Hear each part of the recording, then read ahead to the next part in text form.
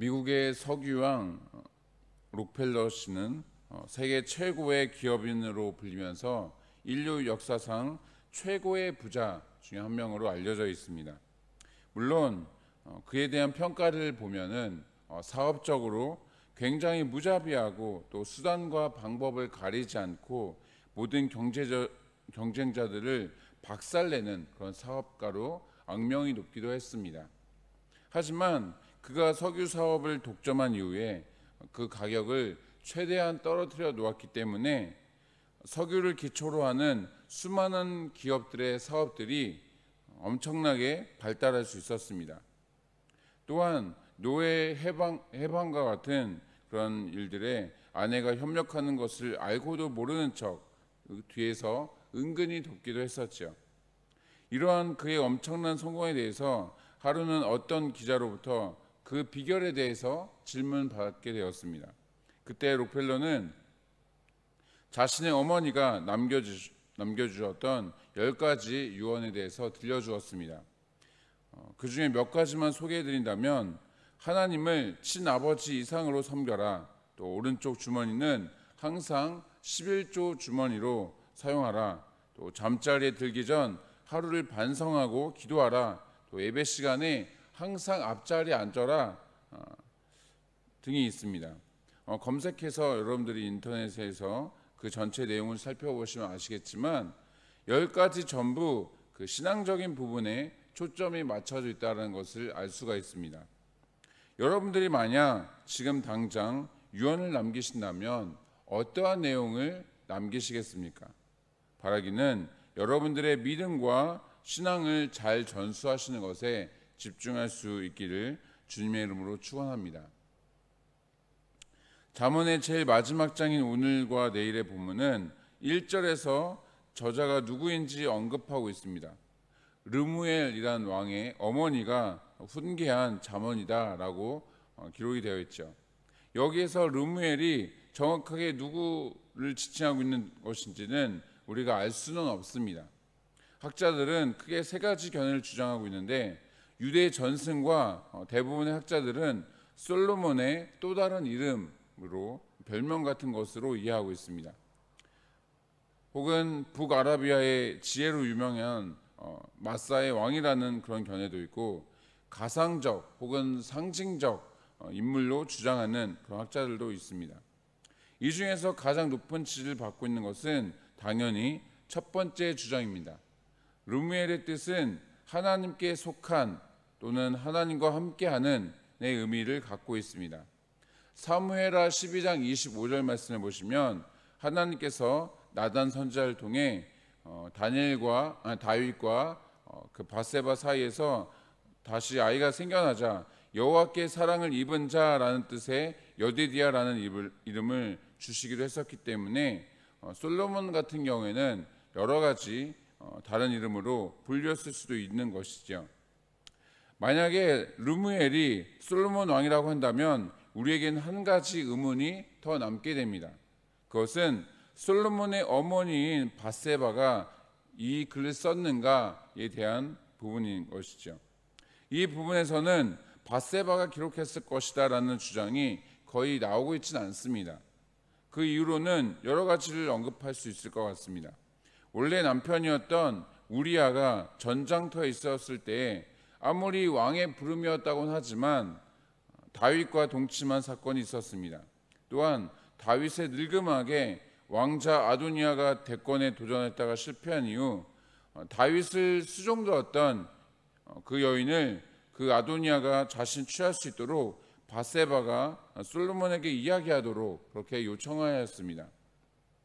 실제적인 왕권은 솔로몬이 아니라 아도니아에게 있다라는 것을 보여주는 그런 상징적인 그런 요청이었음에도 불구하고 그것을 알지 못했던 것이죠. 이렇게 바세바는 약간은 좀 불경건하고 또 지혜가 부족했던 그런 여인이었습니다. 더군다나 오늘 본문을 보시면 서원대로 아들아라는 표현이 나와 있는데 사무엘 하에서도 그렇고 또 역대상에서도 그렇고 그 어디에도 솔로몬을 서원에서 낳았다라는 기록은 없는 것입니다. 물론 바세바가 죽기 직전의 유언으로 지난날의 삶을 되돌아보면서 오늘 본문과 같은 그런 교훈을 남겼을 수도 우리가 충분히 생각할 수 있지만 확률상으로는 굉장히 낮다라는 것이죠. 자, 그렇다면 우리에게 이제 남는 것은 누가 지었는지보다 잠언을 편집하는 과정에 있어서 왜 하필 르무엘 왕의 어머니라는 그런 타이틀로 이 본 성경 목록을 마무리하고 있는지 그 의도와 메시지에 주목할 필요가 있습니다. 아시다시피 고대 사회는 여성의 인권이라는 것이 전혀 없었습니다. 고대 사회뿐만 아니라 실제적으로 여성의 인권이 존중받기 시작한 것은 100년도 채 되지 않은 것으로 우리가 알고 있죠. 우리나라만 보더라도 아무리 길게 봐야 여성의 인권들이 좀 신장되기 시작한 것은 50-60년 정도 밖에 되지 않았던 것을 알 수가 있죠. 특히나 고대 근동은 백성을 계수할 때 여자는 그 수에 포함시키지 않기도 했었습니다. 또는 재산으로 그렇게 보기도 했었죠. 그런 시대적 배경 속에서 아무리 어머니라고는 하지만 왕을 교훈하는 내용이 나오고 있는 것은 그 어떤 이방 문학에서도 그 사례를 찾아볼 수가 없습니다. 때문에 여성의 위상과 함께 가정의 중요성을 강조하는 그런 내용을 우리가 알 수 있는 것이기도 합니다. 편집상으로 이 잠언의 결론에 해당되는 위치에 있다는 사실을 우리가 감안해 본다면 지혜로운 자와 어리석은 자, 또 의인과 악인, 또 겸손한 자와 미련한 자, 그 모든 차이는 가정에서 판가름 나게 된다는 것을 전하려는 목적이 있음을 추측할 수 있습니다. 그러니까 가정교육의 중요성에 대해서 말씀하고 있는 것이죠.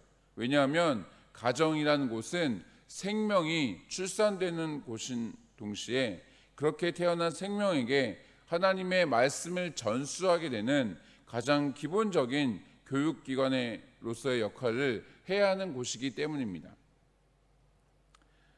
이제 잠언 31장의 본론 부분이라고 할 수 있는 3절 이하의 말씀을 살펴보도록 하겠습니다. 오늘 본문인 3절에서 9절은 왕으로서의 기본 자세에 대해서 언급하고 있습니다. 그 중에서도 3절부터 7절은 왕이 멀리해야 할 것에 대해서 말씀하고 있습니다. 크게 두 가지를 하지 않도록 권면하고 있는데, 하나는 여자에게 집착하는 것이고 다른 하나는 술을 지나치게 마시지 말라라고 하는 것입니다. 먼저 여자들에게 힘을 쓴다라는 것은 어떤 여성 폭력을 여성에게 가하는 어떤 폭력적인 것을 의미하는 것이 아닙니다. 지나치게 여자들을 가까이에서 몸과 마음이 온통 성적인 것에 어떤 음란함에 빠지는 것을 가리킵니다. 실제로 삼손이나 다윗 또는 솔로몬 같은 위대한 하나님의 사람들도 잘못된 여성 편력 때문에 돌이킬 수 없는 실패를 겪기도 했습니다.